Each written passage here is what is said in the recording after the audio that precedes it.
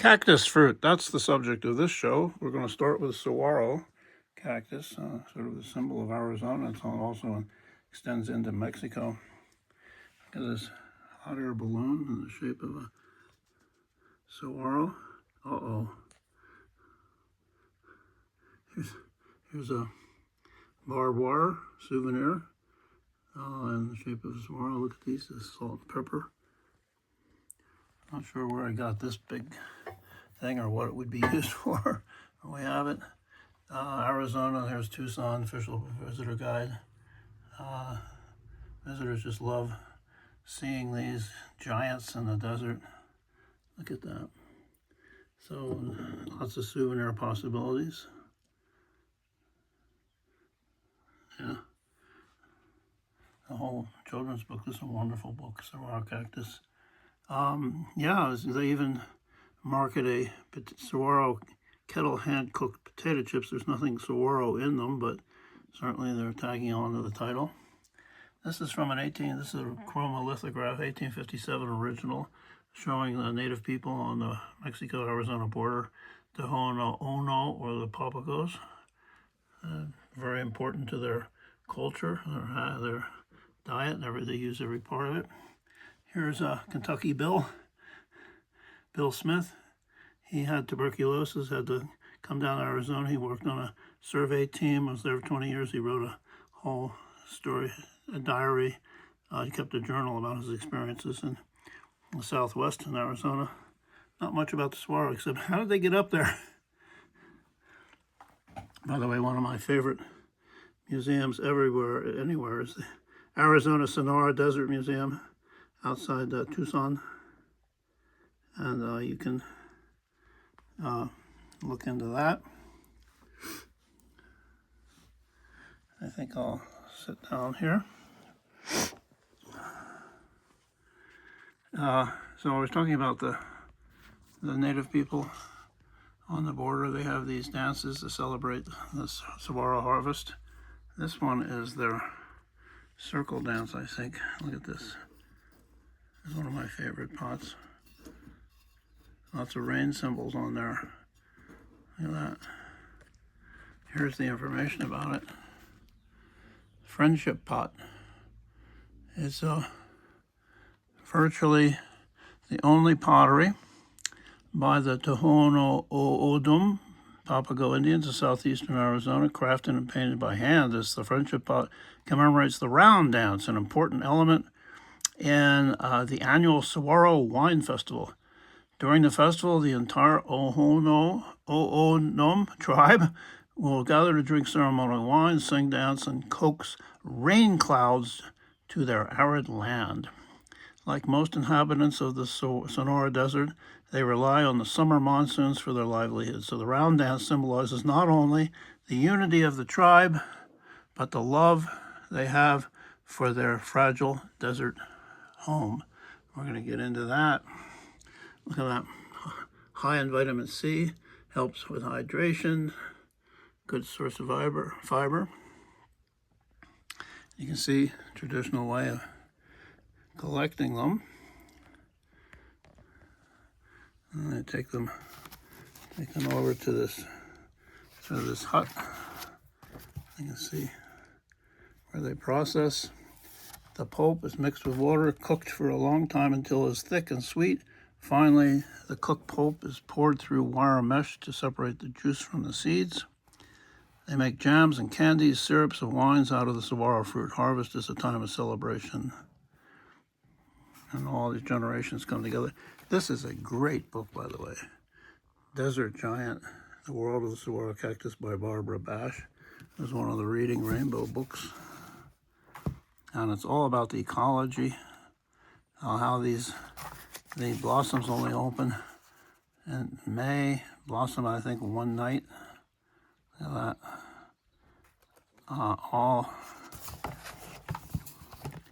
Our collection, our library collection, is so many great books, especially for children, because that's the programs that we've been doing so long. This is another one. This is Arizona Highways, all about saguaros. And yeah, I pulled all these out for you to see from our collection. I haven't seen a lot of this stuff for a long time. Look at all this. Look at the different shapes they get into. Oh, look at that one. So we go from New Mexico through Arizona to get to California, go see the ocean, and we come past this landscape, and it's just magical. Look at that. Oh, look at this forest of them. And we're going to get into a little bit of the fact that they're suffering with climate change and how they're trying to help with that. Let's go to the slideshow. See if we can get a little not reflection, yeah. So yeah, we were just talking about that, the importance of them to the native people. Red pulp containing up to 2,000 tiny black protein-rich seeds. Here is a Maricopa woman gathering saguaro fruits. This is a photo by the famous photographer Edward Curtis, 1907. Look at them. Here's the range. You can see Arizona, southwestern Arizona, and then down into Mexico. Still getting a reflection here. Let's see if we can, yeah, move that way. Yeah, and we were showing the way they collect it. And they use these long poles. Quipud, you can see I have one here. Look at that. That's just a part of one. And then I put that cross next to it. You can see there doing this. So it's an important part of the ecosystem of all sorts of birds and pollinators and all that. So this is a wonderful image and a discussion. This is on the Visit Tucson website. Wonderful photo of this woman's mother reenacting the harvest of the saguaro. Here are these jolly people in their hut, out of the sun processing. And we just have talked about how late June, pair of saguaro ribs and all that, they collect the syrup, cook it for hours, boil it, and get down to sort of a syrup. They make all sorts of products out of it, including a wine, yeah. And the studying of the, it says, yeah, the classic symbol of Western movies, children's cartoons, but they're studying the flowers, especially the opening of them, as an indicator of the health of the plant and the planet, really. And you can see fundamentally shifting the survival, reproduction, and distribution of the saguaro across the desert. So the researchers at the Desert Botanic Garden are looking into breeding varieties of saguaro that will withstand the changes. Saguaro National Park, if you haven't been there, outside of Phoenix, I think that is. No, maybe it's also as well between the two of them. Another great experience. Yeah, the Arizona Sonora Desert Museum, I think that's in Phoenix. So yeah, what does climate change mean for the future of saguaro ecosystems? Being monitored very carefully to try to mitigate the problems that climate change is causing. Okay, we're going to talk about prickly pear now. Yeah, so you can see there's the harvest. So these are Nepales, is the pad, and then the fruit is the tuna, the fruit. And you see that this guy's harvested, poured into. Here's a little shrine or a little box from Peru, showing the prickly pear harvest. Outside our yard, we have a big prickly pear cactus, and the bees. Just the pollinators just swim in there. Let's see if we can get this going. Is it going? There we go. Look at this. They just get in there and they just swim. knock all the pollen off and get washed up in it.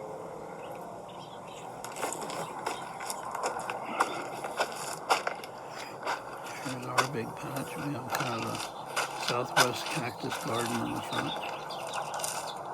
These only last a couple of days, these flowers. And almost, look at this, swimming in this.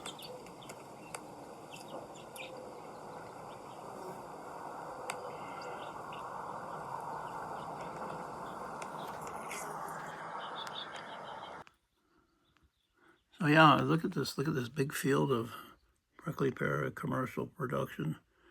Yeah, and 300 species, heavily concentrated in Mexico, use of nutrition, medicine, symbolic properties. Some 8,000 years ago, archaeological evidence shows Native Americans in the Southwest using it.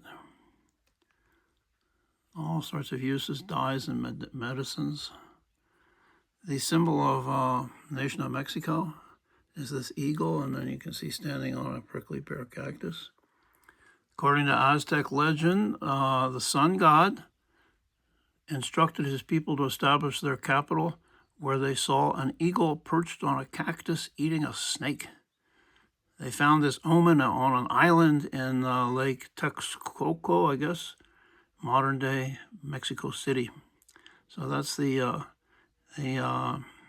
national symbol, and it's also the state plant of Texas. I didn't know that. Look at all these, the different varieties you can find in markets. So number 1 up there is the Juana. Number 2 is the Roja Pelona, kiwi-like in flavor. Another one is the Crystalina, number 3. Also known as a Zarca, juicy and crisp with a sweet flavor like that of a wild peach, white peach. The Naranjona has a sweet, honey-sweet, subtle, spicy taste, like persimmons. That's number 4. And then you've got 5, sour and chewy, edible peel that is sometimes used in savory stews. And then you've got the Cardona, number 6, soft seeds, flavor that sweet and bitter. Look at all of these, like a cherry. And then some of them are floral, and then the final one down there is the Platanera, tropical flavor with that like bananas. So look at all the different flavors you get from the different varieties you can find in markets in the Southwest and in Mexico. Yeah, and then, of course, they can make all sorts of beverages and add it to different drinks. Here's a salad, and even ice cream, huh? We here in Albuquerque have an annual prickly pear festival. They have some great posters, and you can learn all about the purpose of all this. The idea of the festival came out of conversations with partners in the Three Sisters Kitchen. That's a local organization. To talk about the greater use of native sustainable foods like prickly pears and how these could be a resource for new and existing farmers, food processors. So it's sort of a promotion of sustainable native foods. You see all sorts of demonstrations and fun things for kids, artisanal market, hot air balloons. Of course, this is New Mexico, so we're going to have that. I love the different posters that they come up with. Look at this one. New Mexico is, of course, a very artistically inclined state, very high. Look at this, the bunny, and there's the roadrunner. Okay, so yeah, we've been doing cactus, saguaro, and the prickly pear. And I hope you enjoy these shows as much as we enjoy assembling our artifacts and preparing these and sharing them. Oh, did I show you this? All about saguaros, this wonderful book that Arizona Highways presented. And just these incredible photographs. See if we can get this out of the light. Look at the different shapes of these that they take. I don't know if this is deformed or what, but look at this one.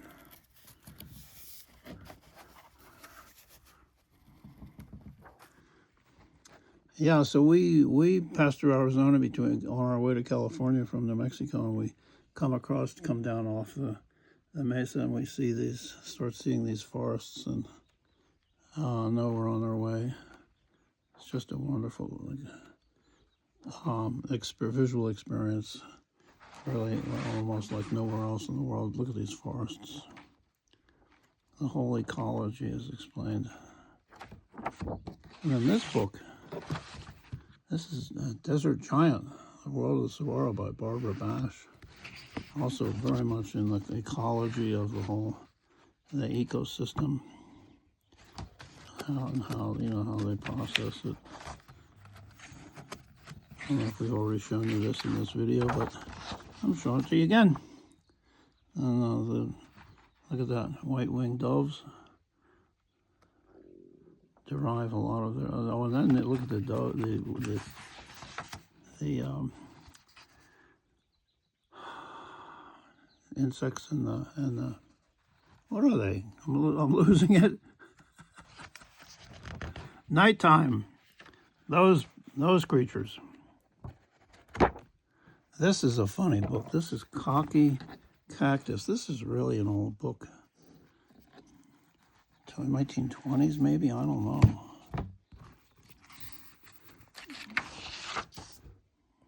Look at this. 1946. Way down in dry New Mexico, a cactus seed flew high, right past the sun's red-hot round nose. And see what it landed by. In a fertile ground, it grew so fast it sprouted overnight. It cocked both our ears to greet the dawn and morning's light. There it is. And yeah, started to grow. Outrushed the natives, quite surprised to stare, but not too near. But friendly puppy rushed right up and sniffed a cactus ear. Look out, don't get too close. Poor cactus too was quite surprised, but it starts growing, and then whoa! Turns out to be kind of a real character. Look at these little prairie dogs here. Let's dress the cactus like a man. So she's doing that.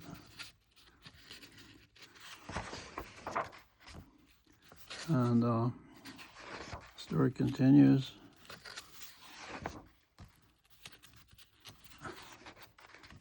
Uh-oh. What's she gonna do? Oh, she's not gonna chop it up. Oh, look at this, taking it in a wagon. Oh, he's left out there. The roadrunner comes along. And they take off for Arizona.